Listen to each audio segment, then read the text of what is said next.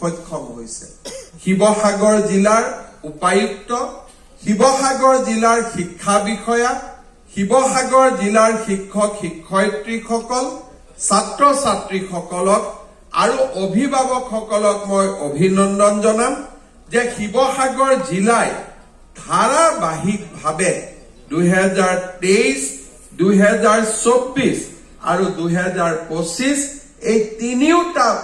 বৰ্ষতে গুণোৎসৱৰ মূল্যাংকনত প্ৰথম স্থান লাভ কৰিবলৈ সক্ষম হৈছে মই পুনৰবাৰ শিৱসাগৰ জিলাবাসীক মোৰ অন্তৰৰ গভীৰতম কোণৰ বাবে গভীৰতম কোণৰ পৰা আকৌ এবাৰ বহুত বহুত ধন্যবাদ যাচিছো যোৱা বছৰ ডিব্ৰুগড় জিলা প্ৰথম 3টা স্থানতে আছিল এইবাৰো 3টা স্থান লাভ কৰিবলৈ সক্ষম হৈছে গোলাঘাট জিলা নতুনকৈ শীৰ্ষ 3খন জিলাৰ ভিতৰত স্থান লাভ কৰিবলৈ সক্ষম হৈছে মই শিৱসাগৰ ডিব্ৰুগড় আৰু গোলাঘাট জিলাক অভিনন্দন জ্ঞাপন কৰিছো প্ৰধানমন্ত্ৰী নৰেন্দ্ৰ মোদী ডাঙৰীয়াই স্বচ্ছতাক এক জীৱনৰ আদৰ্শ হিচাপে গঢ়ি তুলিবলৈ ভাৰতবাসীক আহ্বান জনাইছিল মহামানৱ মহাত্মা গান্ধীয়ে হওক বা প্ৰধানমন্ত্ৰী নৰেন্দ্ৰ মোদীয়ে হওক দেশৰ মনীষীসকলে সদায় কৈ আহিছে যে স্বচ্ছতা যদি আমাৰ জীৱনৰ আদৰ্শ হৈ পৰে তেনেহলে আমি আমাৰ জীৱনক সুন্দৰভাৱে গঢ় দিয়া আমি এক নতুন কীৰ্তিত্ব আহৰণ কৰিব পাৰো স্বাস্থ্যৰ পৰা পাৰিবাৰিক জীৱনলৈকে পাৰিবাৰিক জীৱনৰ পৰা সামাজিক জীৱনলৈ স্বচ্ছতা যদি আমাৰ জীৱনৰ আদৰ্শ হৈ পৰে ই মানুহৰ ব্যক্তিত্বত অত্যন্ত প্ৰভাৱ পৰে মানুহৰ মন স্বচ্ছতাই সুন্দৰ কৰে মানুহৰ মন আৰু মানুহৰ চেতনা এই দুইটাকে স্বচ্ছতাৰ আদৰ্শই যেতিয়া প্ৰভাৱিত কৰে ব্যক্তিৰ পৰা এই আদৰ্শ সমাজলৈ ৰূপান্তৰ হয় সমাজ সুস্থ আৰু ইতিবাচক চিন্তাৰে সমাহিত হৈ পৰে হে স্বচ্ছতাক আমি গুণোৎসৱৰ এক আধাৰ হিচাপে নিৰ্মাণ কৰিবলৈ প্ৰচেষ্টা কৰিছিলো মই গোলাঘাট জিলা কামৰূপ মহানগৰ জিলা আৰু যোৰহাট জিলাক অভিনন্দন জনাম স্বচ্ছতাৰ ক্ষেত্ৰত প্ৰথম 3টা স্থান অধিকাৰ কৰাৰ বাবে অসমত এটা কথা আমি সকলোৱে অনুভৱ কৰো যে আমাৰ ৰাজহুৱা খণ্ডৰ শিক্ষানুষ্ঠানসমূহত ইউনিফৰ্মে আৰু মিড ডে মিলে এটা বিশেষ ভূমিকা গ্ৰহণ কৰে গুৱাহাটীৰ মহানগৰত আমি বাস কৰি মধ্যাহ্ন ভোজনৰ প্ৰয়োজনীয়তা মূল্যাংকন কৰাত আমি কেতিয়াও সফল হ'ব নোৱাৰো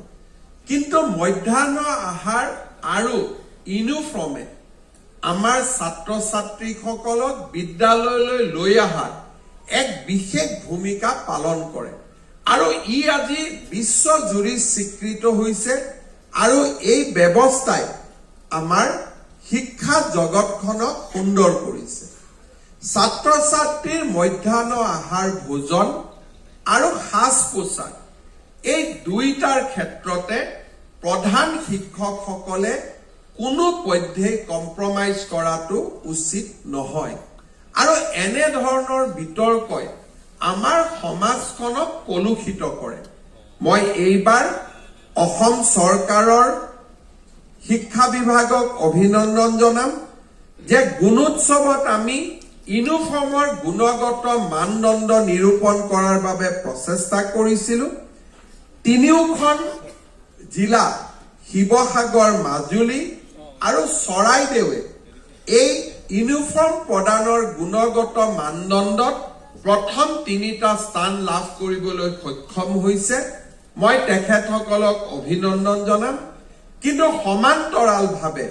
মই অত্যন্ত আনন্দিত যে আমাৰ এক্সটাৰ্নেল ইভালুৱেটৰ সকলে এইবাৰ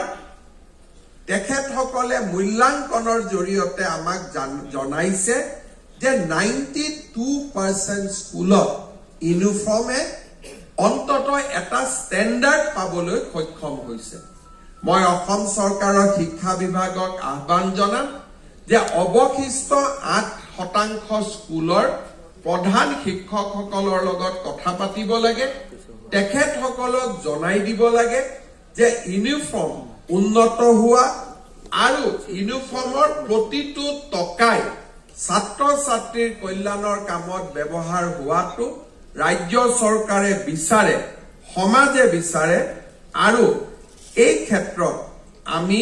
নিশ্চিতভাৱে আমাৰ দায়িত্ব আমি ৰূপায়ণ কৰিব লাগিব সফলতাৰ মাজতো আৰু এটা আমাৰ কনসাৰ্ন আমি নিশ্চয় আগত দাঙি ধৰিম যে এইবাৰৰ গুণোৎসৱত পশ্চিম কাৰ্বি আংলং জিলা আৰু চিৰাং জিলাই উৎকৃষ্টতম ফল দেখুৱাবলৈ